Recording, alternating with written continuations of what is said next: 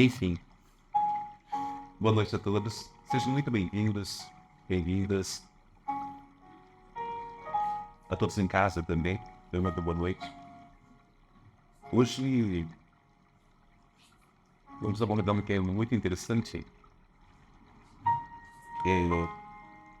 Fazer uma homenagem aqui a Ana Cruz. Ana? Todo lugar para você, Ana. É que vou falar de cruz hoje, então lembrei de você, né? Então hoje o intuito é falarmos um pouquinho sobre a simbologia da cruz. Temos um entendimento mais amplo, uma maior compreensão sobre o significado da cruz. Porque existe uma cruz antes de Jesus e depois de Jesus. Porque a crucificação em si, ela sempre existiu.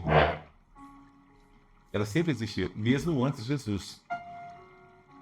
Só que é curioso que fica marcado com Jesus, porque sempre, mesmo antes de Jesus, dezenas de pessoas, naquela altura, naquela época, eram crucificados. Mas ele, sem sombra de dúvida, faz uma grande diferença. E vamos entender um pouco mais essa noite, traduzindo para a nossa linguagem mais atual, aquilo que, de fato, é o significado dela. Porque todos nós, de alguma maneira, de alguma forma, nós convivemos, né, nos tempos modernos, também com a presença da cruz. Olha que interessante. Hoje nós temos uma mensagem do benfeitor Emmanuel, através da psicografia de Chico Xavier. E vamos fazer um pouco uma dissertação sobre essa mensagem, para que consigamos compreender o enquadramento da nossa vida também nesse contexto.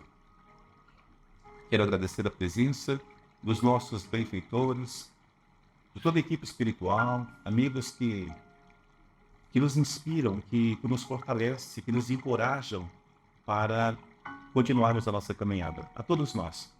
Porque eu tenho certeza que todos vocês que estão hoje me ouvindo, de alguma forma, de alguma maneira, carregam a sua cruz. E muitas vezes nós não compreendemos o quão é importante, é valioso essa oportunidade de poder carregar a cruz. De poder carregar a cruz. Muitas vezes nos queixamos muito sobre essa cruz. Não compreendendo muitas vezes que, efetivamente, essa cruz ela é uma oportunidade de lapidação, de crescimento. Porque nós crescemos com tudo isso. Existe uma tendência natural das pessoas, na sua grande maioria das vezes, desejar, pedir para que seja isento dos desafios, dos obstáculos, onde muitos chamam de problemas, e alguns diriam uma cruz. Curiosamente, vamos perceber que é através desse mecanismo que ocorre um processo de evolução, de crescimento. Observe que, novamente, o crescimento ele ocorre, na sua grande maioria, nos momentos de grandes dificuldades, de dores, de situações difíceis que nós passamos. Nas dificuldades. E muitos diriam as dificuldades como uma cruz. O benfeitor Emmanuel nos traz aqui algumas abordagens, então vou fazer uma leitura de cada parágrafo e vamos pensar um pouquinho, vamos refletir um pouquinho na colocação que ele nos traz.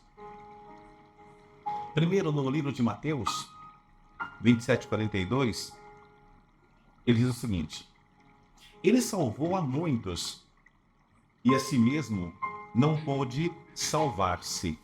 Olha que interessante. Ele salvou a muitos e a si mesmo não pôde salvar-se. É paradoxal, né? É paradoxal observarmos a proposta e o trabalho feito por Jesus no seu tempo, onde ele interagia com pessoas, ele curava pessoas, que é uma pessoa de situações extremas, delicadas. Tudo o que ele fez, e no final, curiosamente, ele pôde se salvar. É estranho isso, né? Aliás, é importante lembrarmos que os próprios discípulos de Jesus, os seus seguidores da altura, naquele momento foram o primeiro, né? Os primeiros, no fundo, a deixá-lo. A deixá-lo. E depois da morte biológica de Jesus, piorou mais ainda. Porque se Jesus, que era o líder, que era referência, afinal morre, acabou tudo. Porque, obviamente, os seus seguidores, seus discípulos, se viram ali sem saída. O que fazer? O nosso mestre se foi. Ele não pôde nem ele mesmo se salvar. Olha que interessante. Então, vamos falar um pouquinho sobre isso. Emmanuel diz o seguinte: Jesus, naquela condição que se encontrava, ele não se redimira. Não só estender o amor e a verdade, a paz e a luz, levantou enfermos e ressuscitou mortos. Olha que estranho. Tudo que ele faz, e de repente ele se coloca naquela condição. Há uma passagem muito interessante, que quando ele é preso naquela noite, Simão Pedro, naquele momento, ele tem uma atitude extremamente negativa. Ele saca uma espada e, para defender Jesus, para que Jesus não fosse preso naquele momento, ele reage contra o soldado, ele corta a orelha do soldado. Jesus intervém imediatamente naquele momento e chama a atenção do Simão Pedro. Pedro, aquele que com a espada fere, com a espada será ferido. Curiosamente, ele restitui. A história nos diz que ele coloca novamente o pedaço da orelha e com o seu magnetismo ele processa ali mesmo a cicatrização naquele local. E em seguida ele entrega as mãos para o soldado, que não consegue algemá-lo. Aquele soldado fica tão comovido com a atitude de Jesus e com a intervenção, e se entrega. Em momento algum, Jesus revidou ou teve uma resistência, porque ele sabia do processo que era necessário ser vivido, do legado que ele deixaria através da cruz. Que até então ninguém entendia, ninguém percebia o que estava acontecendo. Ele sabia de tudo que estava programado para ele viver. Ele tinha uma solução muito clara. Nós, muitas vezes, aqui na condição de encarnados, inconscientemente, nós também sabemos das nossas provas. Não temos a consciência. Mas Jesus sabia. Ele se permitiu. Mas todos que o acompanharam naquele tempo ficaram confusos diante do seu poder, da sua capacidade, do seu magnetismo, do seu conhecimento. O que está acontecendo? É como se tudo estivesse, naquele momento, desmoronando para a grande maioria. Entretanto, para ele mesmo, erguia-se a cruz entre ladrões. Então ele é conduzido para ser crucificado entre dois ladrões. Jesus, já depois de crucificado, estou me adiantando um pouquinho aqui, é que eu me recordei aqui de uma passagem muito interessante. Já depois de crucificado, num estado de profundo sofrimento, de muita dor, com os outros que ali estavam também, há uma parte muito interessante, que eu gosto muito de me recordar desse momento. Aquele homem que ali estava ao lado de Jesus, ele se volta para Jesus e fala assim: olha, eu sei que eu não sou digno porque eu sou ladrão. Mas tu és um homem bom e justo. Quando você chegar no céu, você pode pedir para o seu Deus por mim? Jesus se volta para ele, desde aquele estado que ele se encontrava, de profunda dor, sangrando, crucificado àquela cruz. E diz: ainda hoje você estará na casa do meu Pai. É curioso que Jesus não condena, ele não critica, mesmo diante daquele homem que fez o que fez, que é um criminoso, que é um ladrão. Mas ele nunca teve esse olhar. A visão dele é uma visão muito profunda. Ele sempre nos percebeu como almas, como espíritos em evolução,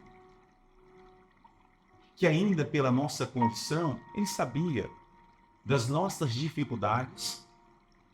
Dificuldades essas que nos conduzia constantemente a equívocos, a dificuldades, a falhas. Mas ele sabia do nosso processo de infantilidade espiritual. Então ele não condenava. Ele não julgava. Olha que interessante. Agora vamos olhar para a nossa realidade hoje. Nós, espíritos aqui encarnados, como estamos num processo de dor, de sofrimento, estamos sangrando, agonizando, temos a paciência, temos a tolerância, a compreensão? Ele está batendo. É curioso que a cruz tem essa simbologia da resistência, do exemplo. Porque em todo momento ele é esse nosso mestre, esse nosso professor do exemplo. Do exemplo que nós deveríamos seguir quando nós também estivermos com a nossa cruz.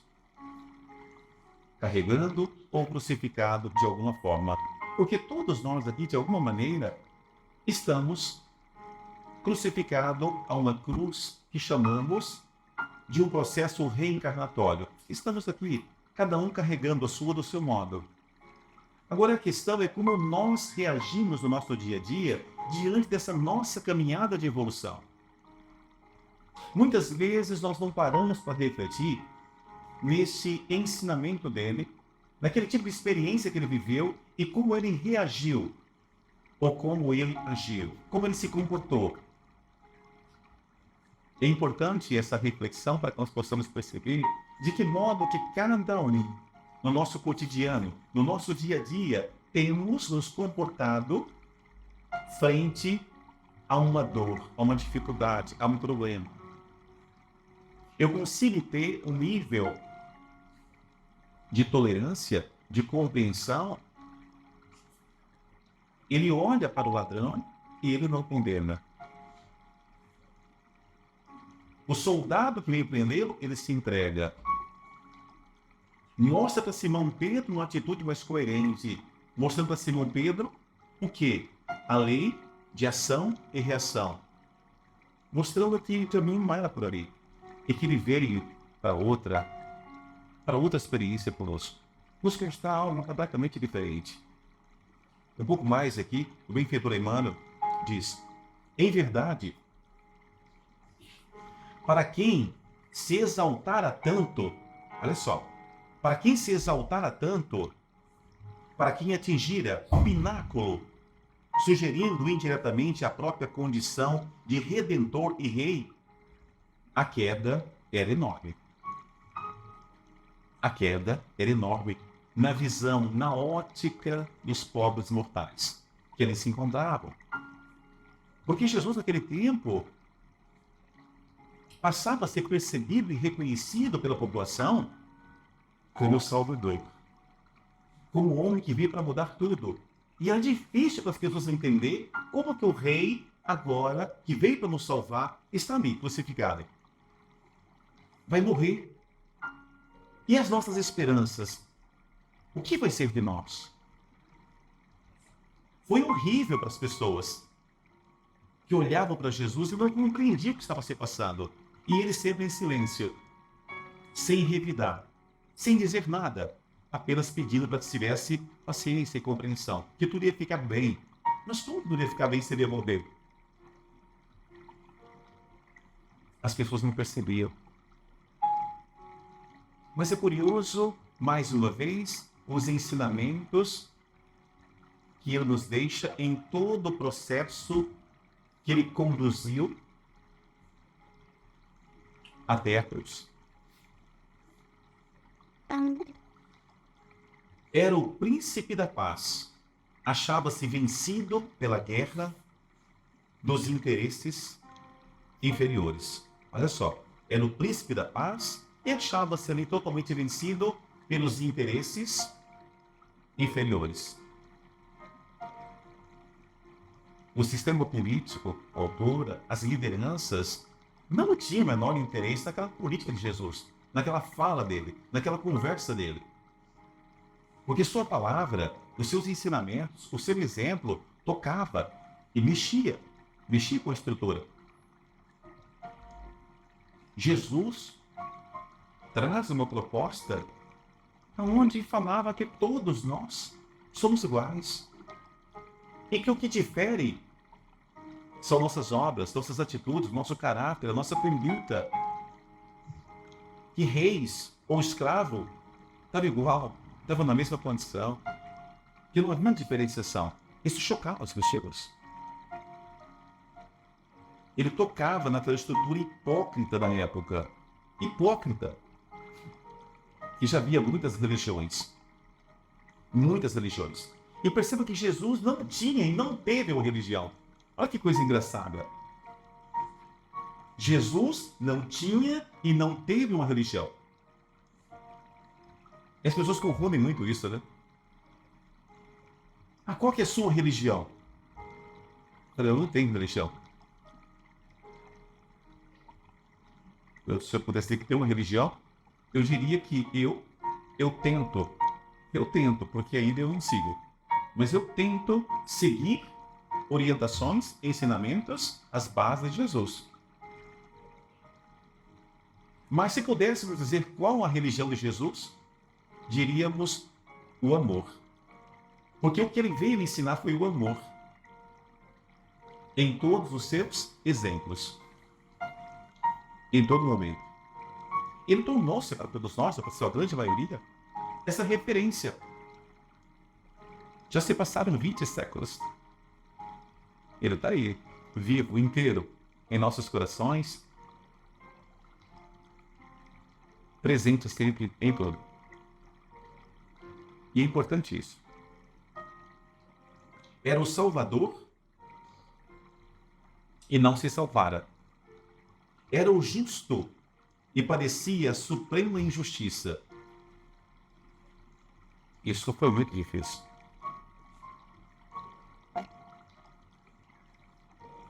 Para o consenso humano, era uma extrema perda.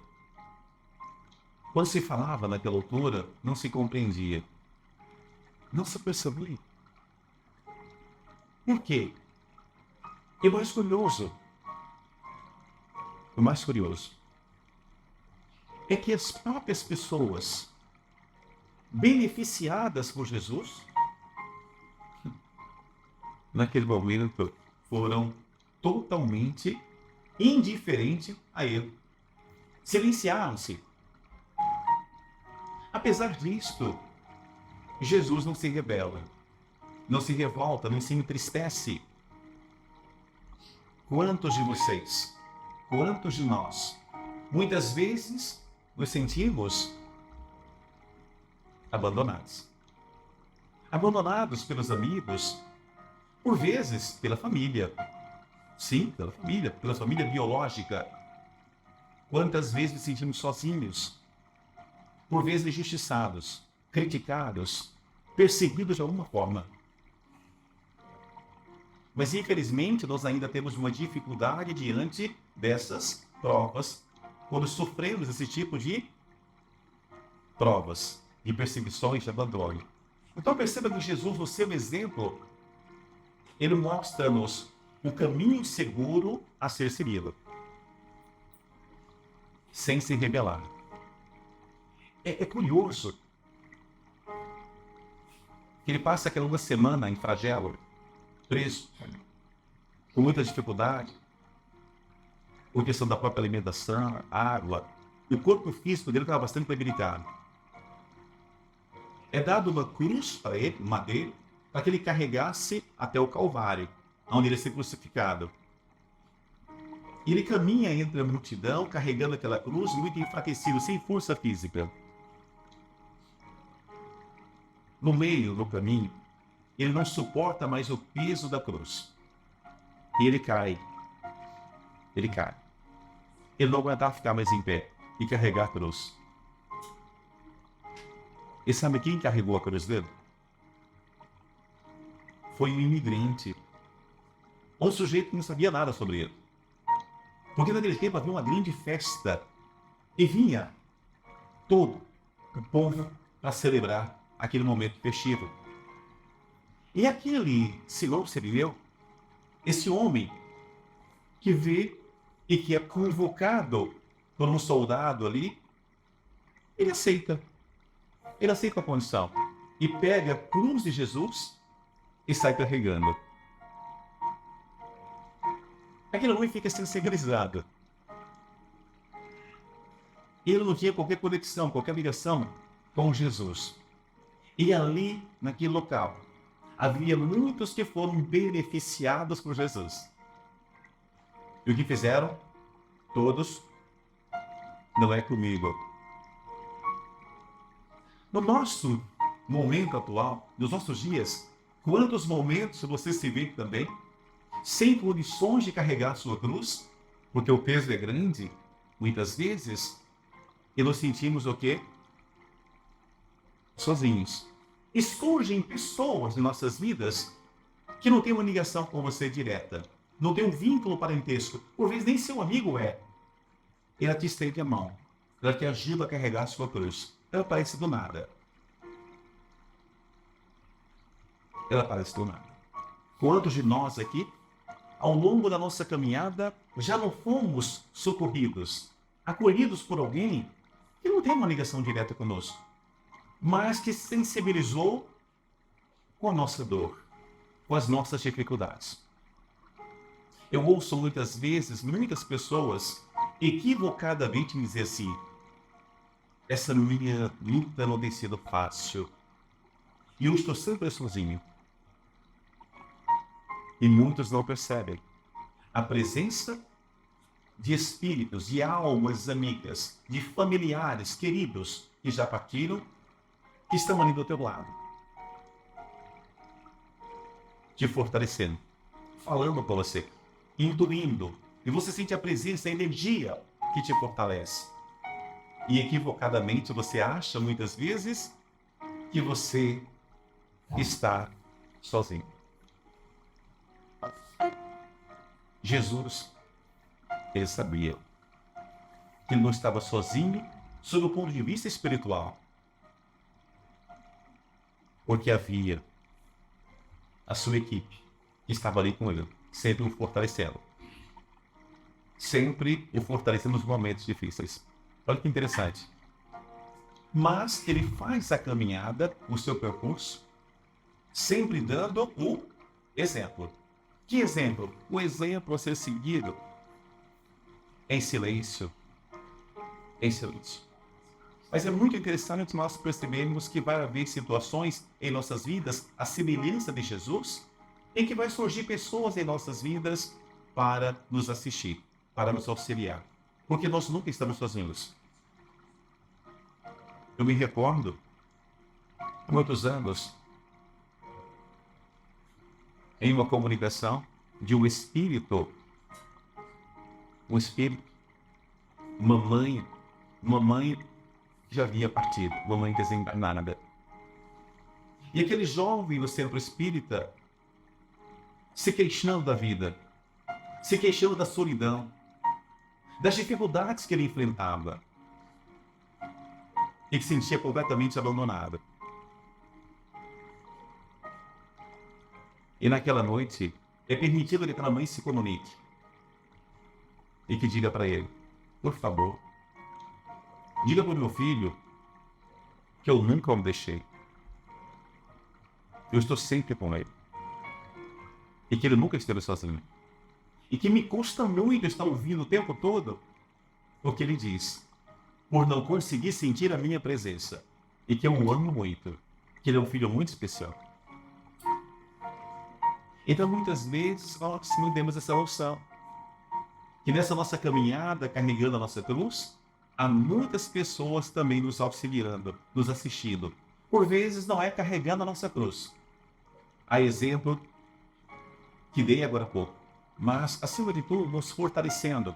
Porque existem algumas situações, ou cruz, que temos que carregar, que é nossa. Vamos imaginar uma filha, um filho, um parente, um familiar próximo. Vamos imaginar uma deficiência fisiológica, física, ou qualquer outra enfermidade, qualquer outra prova que nós temos que passar. Nós poderíamos perceber isso como uma cruz. Mas é através desse mecanismo que você vai carregar, ou vivenciar, que vai haver um processo de reparação, de restauração. Há uma tendência nossa de tentar nos livrarmos da cruz, como se ela fosse algo ruim. Mas Jesus sabia que o processo que ele viveu, ou ia viver naquela altura, era muito importante. Porque ele veio para trazer uma mensagem, uma proposta, mensagem que ficou imortalizada em nossas mentes, para que nós pudéssemos seguir. Então era importante que o trabalho fosse feito. Da mesma forma, todos nós aqui temos também uma missão, um propósito, um caminho a ser seguido, ou uma oportunidade de reparação, que é uma espécie de cruz. Então Jesus acaba sendo a nossa referência através da forma com que ele viveu a sua experiência na cruz. Muitas pessoas, por vezes equivocadamente, em conversas que tem comigo, em atendimentos que eu faço, elas costumam se deixar. Muitas se colocam, se acham pessoas boas e não entendem o porquê daquela dificuldade que ela está vivenciando, enfrentando no seu dia a dia. E por vezes eu pergunto, você acha que Jesus, na sua missão, no seu papel, podemos considerar um espírito bom, um espírito nobre? A nossa referência? Sim. Ok, interessante. Gostei da sua resposta. Ele precisava passar pela experiência que ele passou, sinceramente. O que você acha?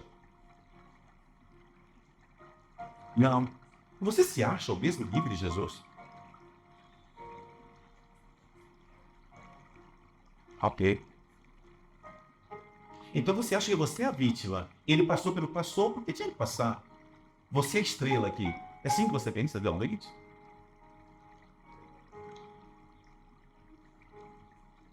Por que você não pede força, sabedoria, para que você possa conduzir essa situação de uma melhor forma possível? Então, muitas vezes, nós nos colocamos muito como vítimas, sempre nos queixando da cruz, como se a cruz fosse o problema. A cruz é a oportunidade de poder contribuir para o nosso crescimento, para a nossa evolução. Aliás, há uma metáfora muito interessante sobre cruz. Quer ver um homem, dentre outros também, e cada um tem sua cruz para carregar.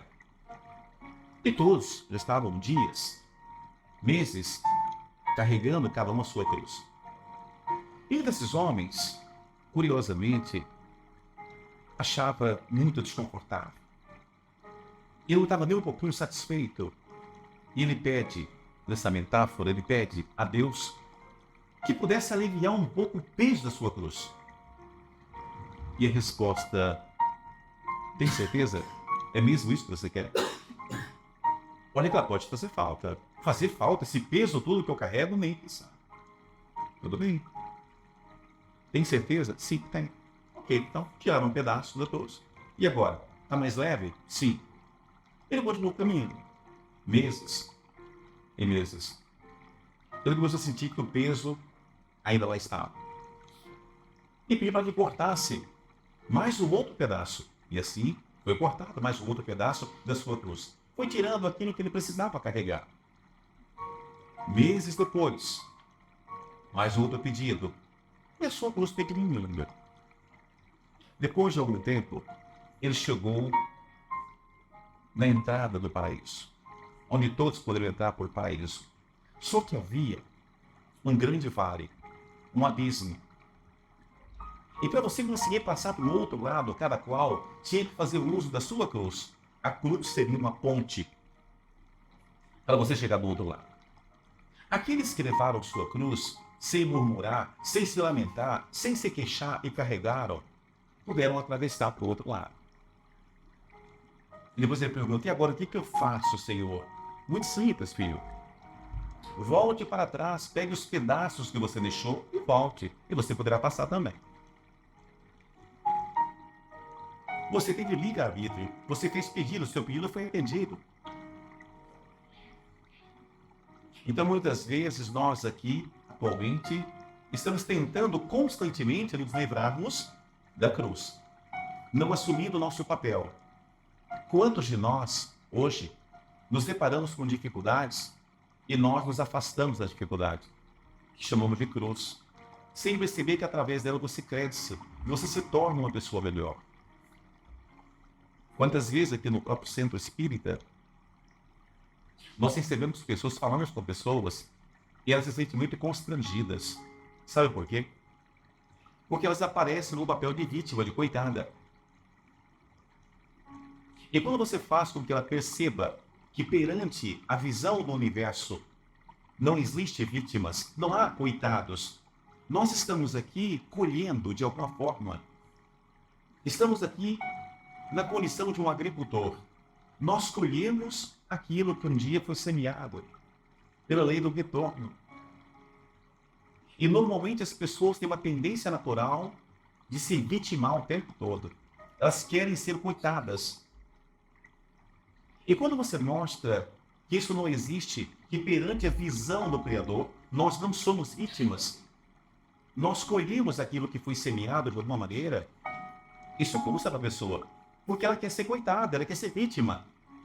E ela tem dificuldade pela questão do próprio ego, de aceitar tendências, comportamentos, dificuldades ainda tão presentes no seu comportamento.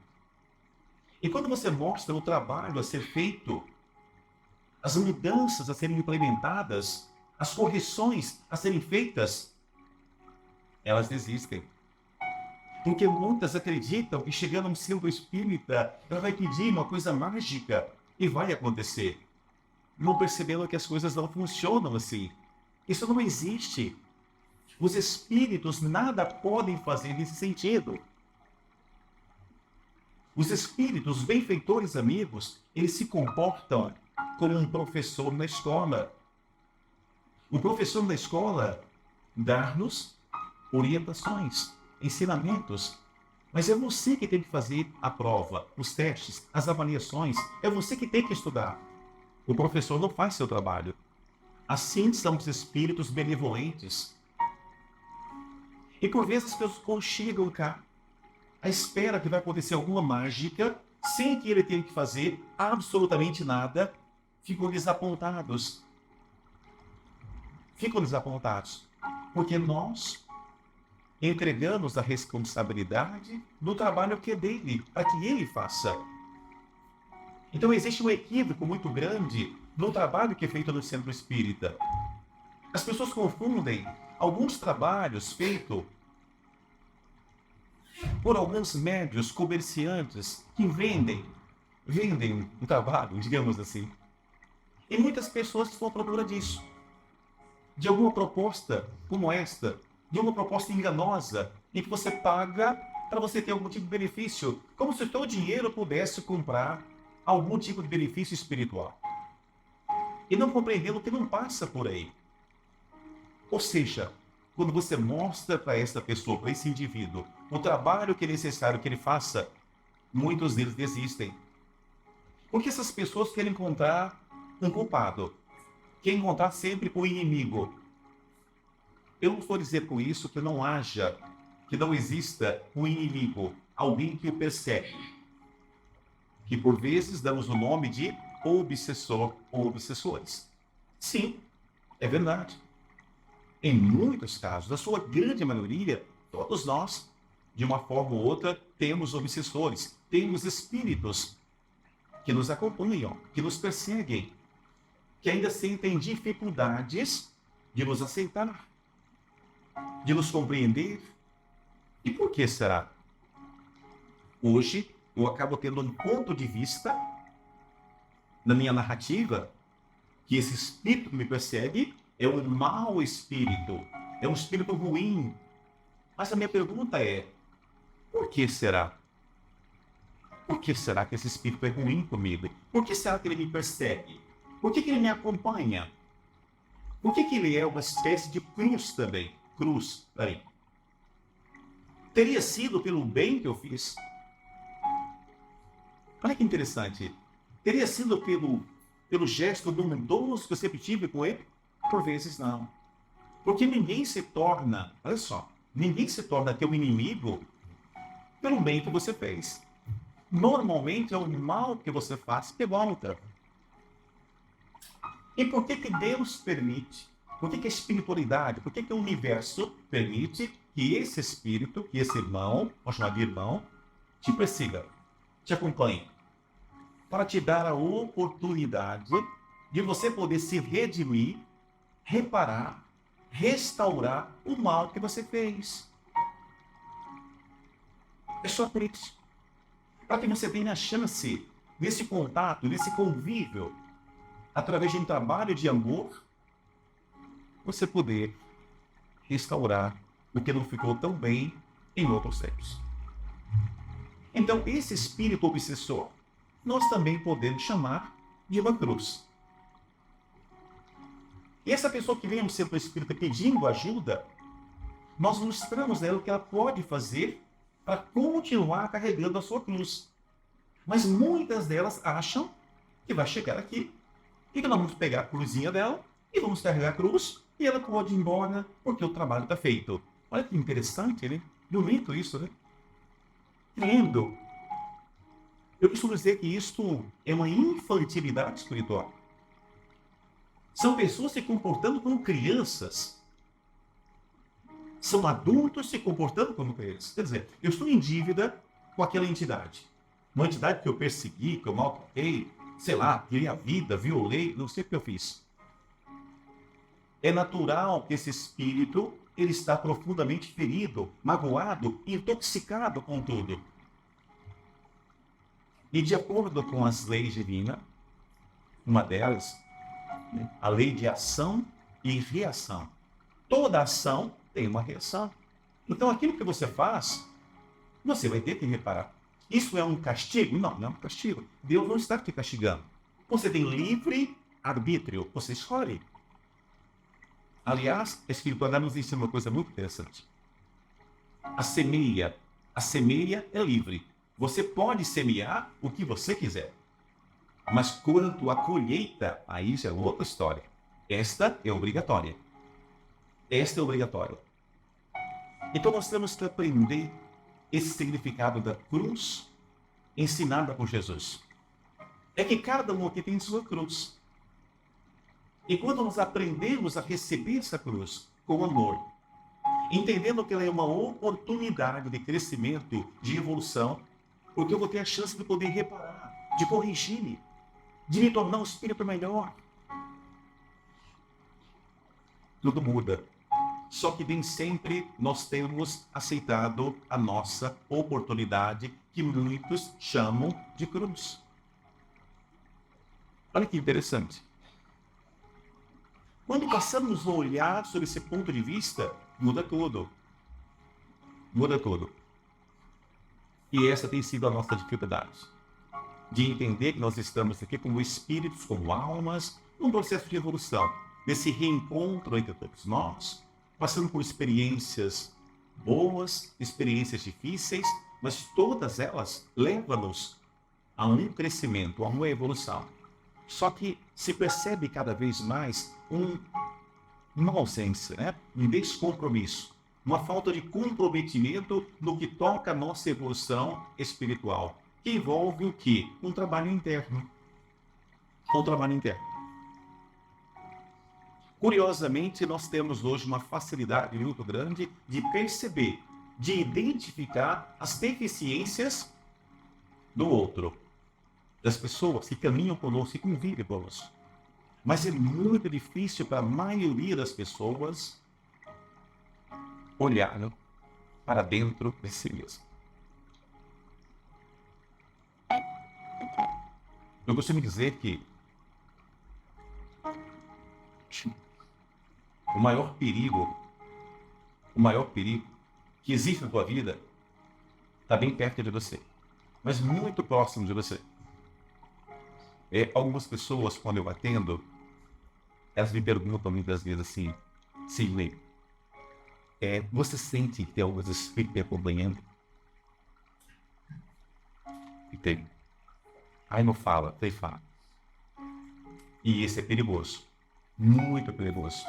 E o que você pode fazer para ajudar, Sidney? O que pode ser feito aqui no centro? Vamos fazer algo muito forte para te ajudar.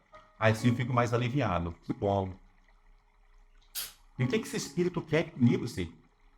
Você vai saber hoje. Mas eu vou poder falar com ele? Vai. Mas hoje tem sessão no centro? Não. E como é que eu faço para falar com ele? Vai para sua casa e olha para o espelho. Esse é o seu maior inimigo. Olha bem para o espelho. Esse sujeito está olhando no espelho, ou essa pessoa, tá ali. Porque a questão está conosco. E nós tentamos sempre projetar no outro. No outro. Ah, mas o outro é isso, o outro é aquilo. É com o outro, não é comigo. Só que eu tento sempre justificar. E quando eu paro, eu tomo a decisão de fazer o meu trabalho interno, todo muda. Sou eu que não quero fazer. Sou eu que invento desculpas. Sou eu que procrastino. Sou eu que me mantenho na inércia.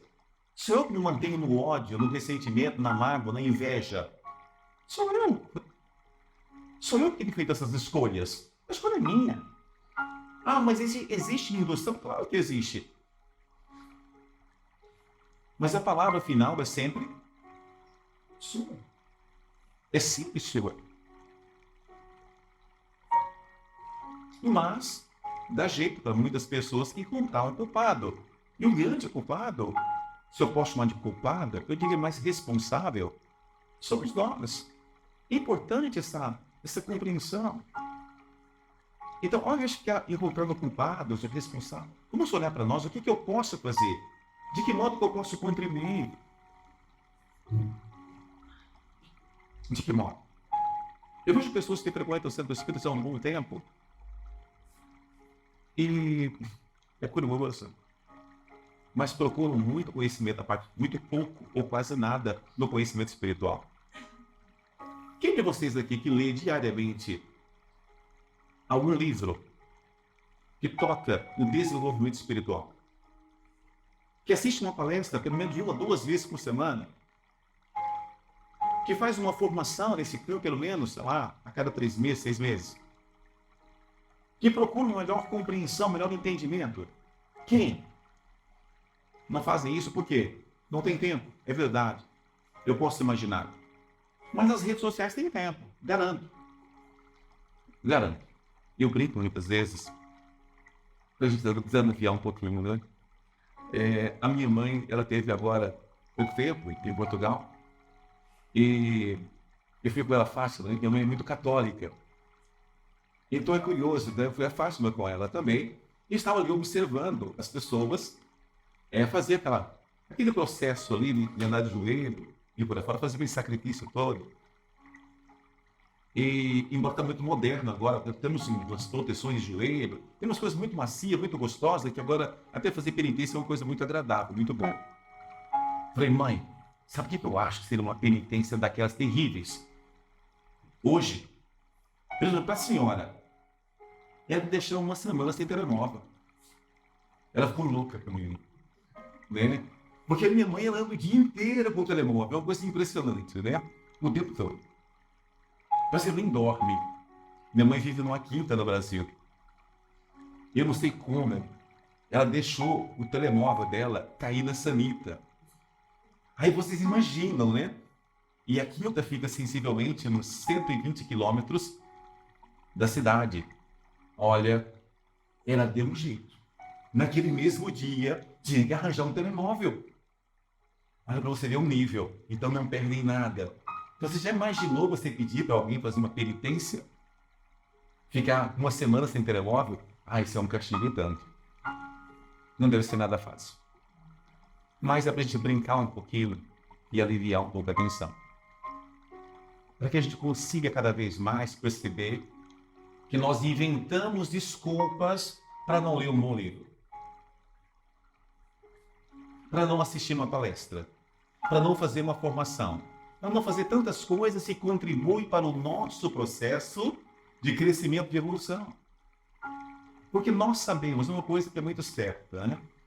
Todos nós sabemos uma coisa, que vamos morrer, ou vamos deixar esse corpo físico. Isso é um fato, é uma realidade. E a pergunta que se faz é, como que eu vou partir? O que eu vou levar? O conhecimento. Caramba, se eu percebo, se eu compreendo, está claro para mim que é isso que vai me proporcionar uma vida melhor para onde eu for, por que eu me mantenho na inércia? Por que eu não foco e desejo uma vontade de buscar essa base, de ter esse entendimento? E quando me refiro a buscar essa base, eu não estou falando sobre segmento espírita, não. Na onde você se identifica. Lá na igreja católica, na igreja evangélica, aonde quer que seja. Porque isso é indiferente. Isso é indiferente. Desde que você tenha uma conexão com o amor, está tudo bem. Mas busque esse conhecimento. Porque quando você busca essa compreensão, você vai ter um entendimento diferente acerca da sua cruz. Você vai ser uma pessoa que vai parar de reclamar da vida. Porque você entende que você não é vítima. Mas como que isso acontece? Quando você estuda, quando você busca conhecimentos. Aí você olha para o teu corpo físico e você percebe que existe uma anomalia, uma irregularidade, uma deficiência, mas você compreende. E por que você compreende? Através dos estudos. Então é importante buscar o conhecimento. É exatamente a ignorância que nos deixa nesse estado de dor e sofrimento. Quantas pessoas que procuram a porta falsa do suicídio acreditando que vai resolver sua situação? Por quê? Porque não suporta carregar a sua cruz.